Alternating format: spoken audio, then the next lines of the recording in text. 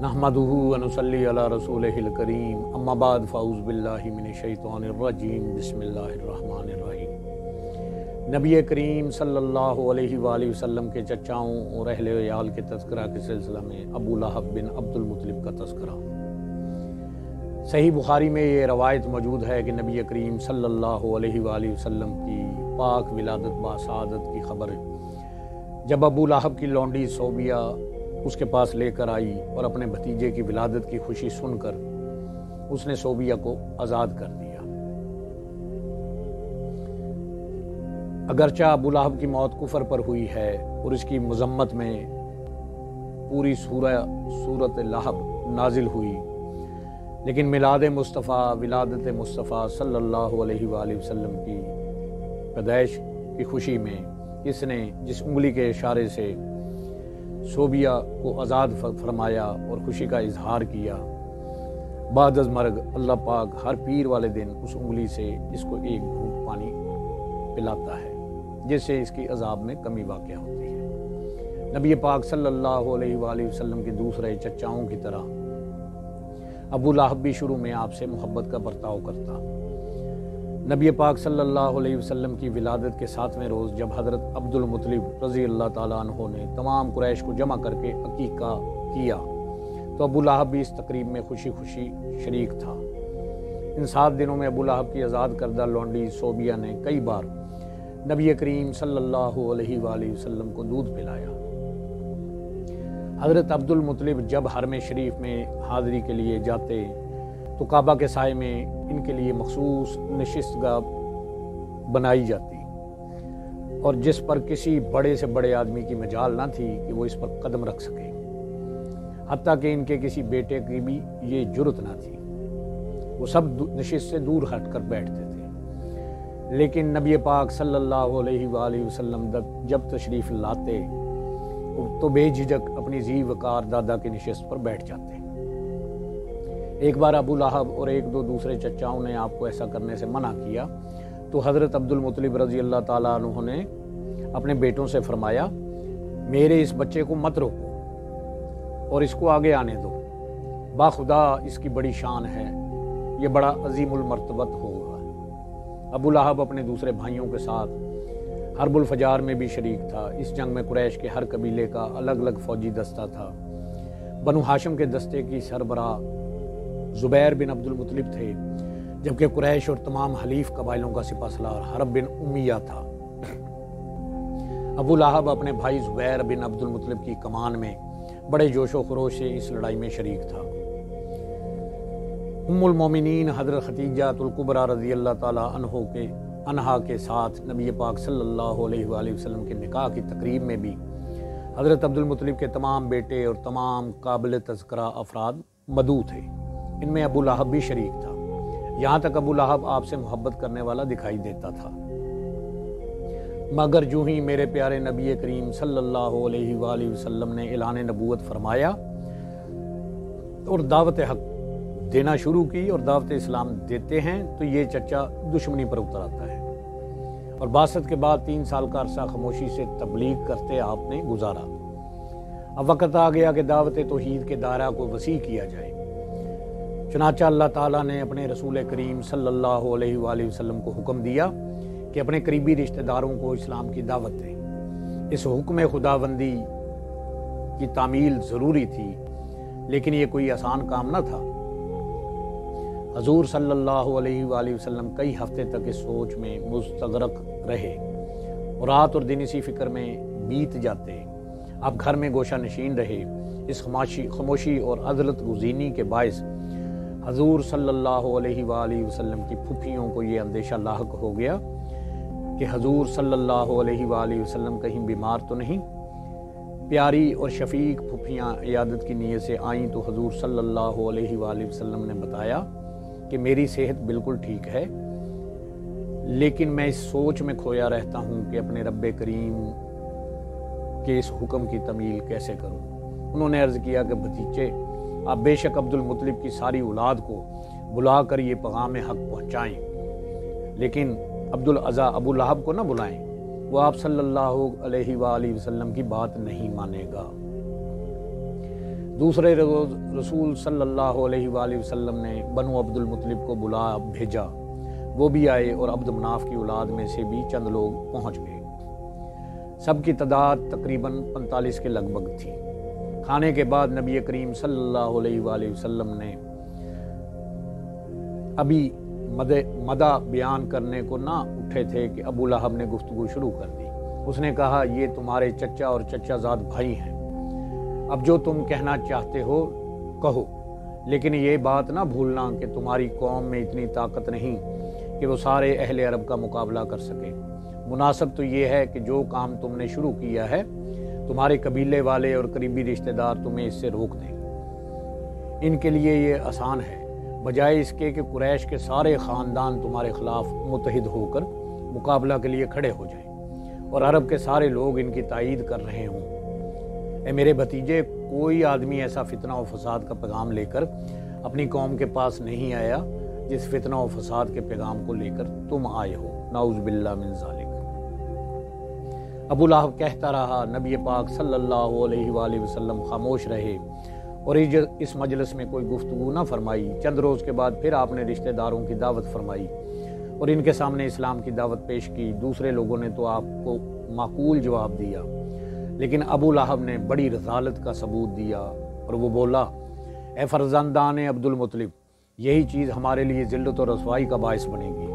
تم آگے بڑھ کر اس کے ہاتھ کو پکڑ لو اس سے پہلے کہ دوسرے لوگ اس کے ہاتھوں کو پکڑیں، نعوذ باللہ من ذالک۔ اس وقت اگر تم اس کو ان کے حوالے کر دو گے تو تم ذلیل و رسوا ہوگے، اگر تم اس کا دفاع کرو گے تو وہ تمہیں تہ و تیگ کر دیں گے۔ نبی پاک صلی اللہ علیہ وآلہ وسلم کی پھوپھی جان حضرت صفیہ رضی اللہ تعالیٰ عنہ ابو لہب کی یہ بات سن کر ضبط نہ کر سکیں۔ انہوں نے فرمایا، اے بھائی، کیا تمہیں یہ بات زیب دیتی ہے کہ اپنے پیارے بھتیجے کو بے یار و مددگار چھوڑ دو؟ باخدا آج تک ہمیں اہل علم یہ بتاتے رہے ہیں کہ عبد المطلب کی نسل سے اللہ کا ایک نبی ظاہر ہوگا۔ باخدا یہ وہی نبی صلی اللہ علیہ وآلہ وسلم ہیں۔ ابو لہب کہنے لگا، یہ ساری باتیں بے سروپا اور خوش فہمیاں ہیں اور پردہ نشین عورتوں کی باتیں ہیں، نعوذ باللہ من ذالک۔ جس وقت قریش کے سارے خاندان تمہارے خلاف کھڑے ہو جائیں گے اور جزیرہ عرب کے سارے قبیلے ان کی مدد کر رہے ہوں گے تو اس وقت ہمیں اپنی حقیقت معلوم ہو جائے گی۔ ابو لہب کی اس گستاخانہ گفتگو کے بعد جناب حضرت ابو طالب رضی اللہ تعالیٰ عنہ اٹھے اور اعلان کر دیا کہ باخدا جب تک میرے جسم میں جان ہے میں ان کی حفاظت اور دفاع کروں گا۔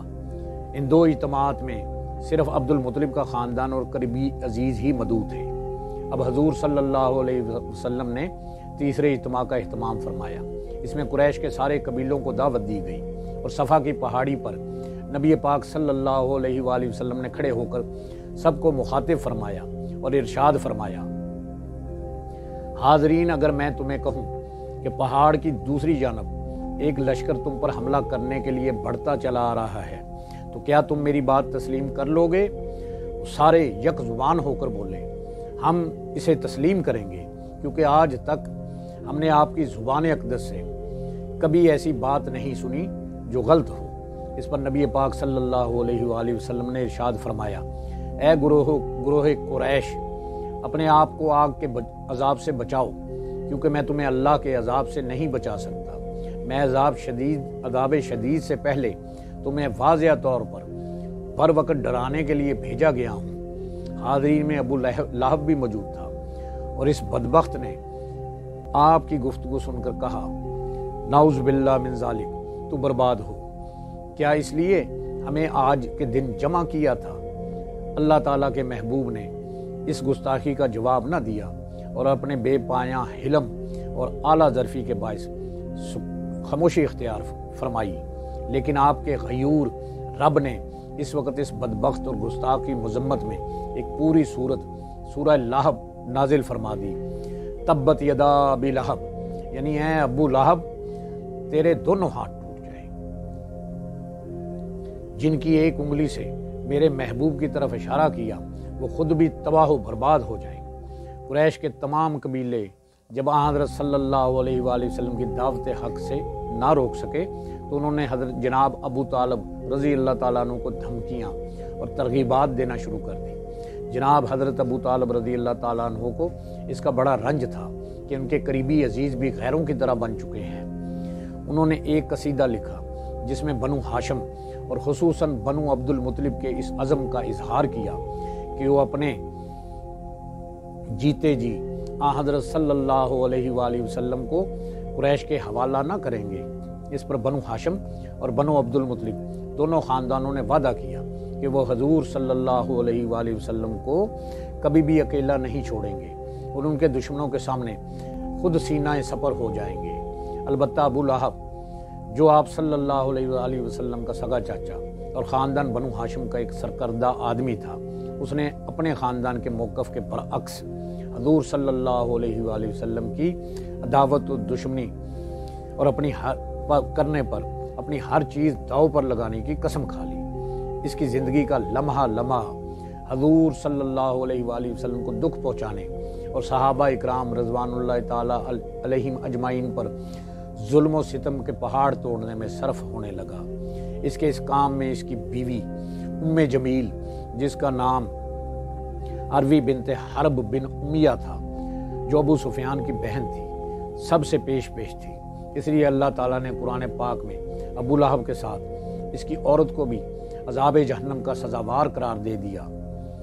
امام احمد بن حنبل عربیہ بن عباس سے روایت کرتے ہیں کہ انہوں نے کہا، میں نے ذوالمجاز کے میلے میں رسول صلی اللہ علیہ وآلہ وسلم کو واعظ فرماتے دیکھا۔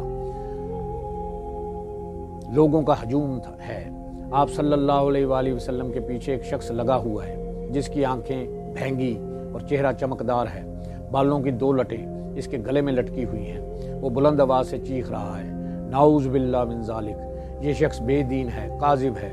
حضور صلی اللہ علیہ وآلہ وسلم جدھر جاتے ہیں وہ آپ کے پیچھے جاتا ہے۔ میں نے لوگوں سے پوچھا یہ کون ہے؟ انہوں نے بتایا یہ ان کا چچا ہے، اس کا نام ابو لہب ہے۔ جب سورۃ تبت یدا ابی لہب نازل ہوئی تو ابو لہب کی بیوی کا جذبہ انادسہ اور آتشہ ہو گیا، انتہائی غصے میں آئی۔ اس کے ہاتھ میں ایک لبوترا سا پتھر تھا۔ وہ حضور صلی اللہ علیہ وآلہ وسلم کی تلاش میں حرم میں تشریف لائی۔ اس وقت نبی پاک صلی اللہ علیہ وآلہ وسلم کے ساتھ حضرت ابو بکر صدیق رضی اللہ تعالیٰ عنہ موجود تھے۔ انہوں نے جب اس ظالم عورت کو حضور صلی اللہ علیہ وآلہ وسلم کی طرف آتے دیکھا تو عرض کیا، یا رسول اللہ صلی اللہ علیہ وآلہ وسلم، یہ بڑی مکار بدزبان عورت ہے، فحش کلامی اس کی فطرت ہے، بہتر ہے حضور صلی اللہ علیہ وآلہ وسلم یہاں سے تشریف لے جائیں، ایسا نہ ہو کہ وہ حضور صلی اللہ علیہ وآلہ وسلم کو اپنی بد کلامی اور ہرزہ سرائی سے اذیت پہنچائے۔ حضور صلی اللہ علیہ وآلہ وسلم نے فرمایا، ابو بکر فکر نہ کرو، وہ مجھے نہیں دیکھ سکے گی۔ جب وہ قریب پہنچی تو کہنے لگی، اے ابو بکر رضی اللہ تعالیٰ عنہ، تیرے دوست نے میری ہجو کی ہے، انہیں کیا ہو گیا ہے کہ میرے بارے میں شعر کہنے لگے ہیں۔ حضرت ابو بکر صدیق رضی اللہ تعالیٰ عنہ نے کہا، با خدا وہ آپ صلی اللہ علیہ وآلہ وسلم تو شعر نہیں کہا کرتے۔ وہ کہنے لگی، آپ سچے ہیں، اور یہ کہتے ہوئے واپس چلی گئی۔ اور سارے قریش جانتے ہیں کہ میں ان کے سردار عبد مناف کی بیٹی ہوں، اور جس کا باپ عبد مناف ہو کسی کو زیب نہیں دیتا کہ اس کی مذمت کی جسارت کرے۔ حضرت ابو بکر رضی اللہ تعالیٰ عنہ نے کہا کہ یا رسول اللہ صلی اللہ علیہ وآلہ وسلم، ایسا معلوم ہوتا ہے کہ اس نے آپ صلی اللہ علیہ وآلہ وسلم کو دیکھا ہی نہیں۔ حضور صلی اللہ علیہ وآلہ وسلم نے فرمایا، جب تک وہ کھڑی رہی ایک فرشتہ اپنے دونوں پروں سے مجھ پر پردہ کیے رہا۔ حضور صلی اللہ علیہ وآلہ وسلم کے کہنے پر جب حضرت ابو بکر صدیق رضی اللہ تعالیٰ عنہ نے اس سے پوچھا کہ کیا تمہیں میرے علاوہ بھی کوئی یہاں نظر آ رہا ہے، تو وہ کہنے لگی، تم میرے ساتھ مذاق کرتے ہو؟ با خدا مجھے تو تمہارے پاس اور کوئی شخص دکھائی نہیں دیتا۔ علامہ سیوطی لکھتے ہیں کہ ایک روز حضور صلی اللہ علیہ وآلہ وسلم ایک مجلس میں تشریف فرما تھے کہ ابو لہب کی بیوی آئی اور کہنے لگی، یا محمد صلی اللہ علیہ وآلہ وسلم، تو نے کس بنا پر میری ہجو کی ہے، میری یعنی تحقیر کی ہے؟ حضور صلی اللہ علیہ وآلہ وسلم نے فرمایا، باخدا میں نے تیری مذمت نہیں کی بلکہ اللہ تعالیٰ نے تیری ہجو کی ہے۔ اور کہنے لگی، تو نے مجھے کبھی ایندھن سر پر اٹھائے دیکھا ہے کہ مجھے حمالت الحطب کہا ہے، اور کبھی میرے گلے میں کھجور کی چھال کی رسی دیکھی ہے کہ میرے بارے میں کہا ہے فی جیدہا حبل من مسد، اس کے اس قول سے ان مفسرین کے قول کی تائید ہوتی ہے جنہوں نے حمالت الحطب کا معنی چغل خوری کرنے والی کہا ہے، اور اس رسی سے وہ رسی مراد ہے جو آگ سے بنی ہوگی اور 70 گز لمبی ہوگی اور دوزخ میں اس کے گلے میں ڈالی جائے گی۔ ابو لہب اور ام جمیل کے کہنے پر ہی ان کے بیٹوں نے نبی پاک صلی اللہ علیہ وآلہ وسلم کی معصوم صاحبزادیوں کو طلاق دی تھی۔ اللہ سے دعا ہے اللہ پاک ہمیں حق بات کہنے کی، سننے کی توفیق عطا فرمائے۔ آمین بجاہ نبی الکریم الامین، وآخر دعوانا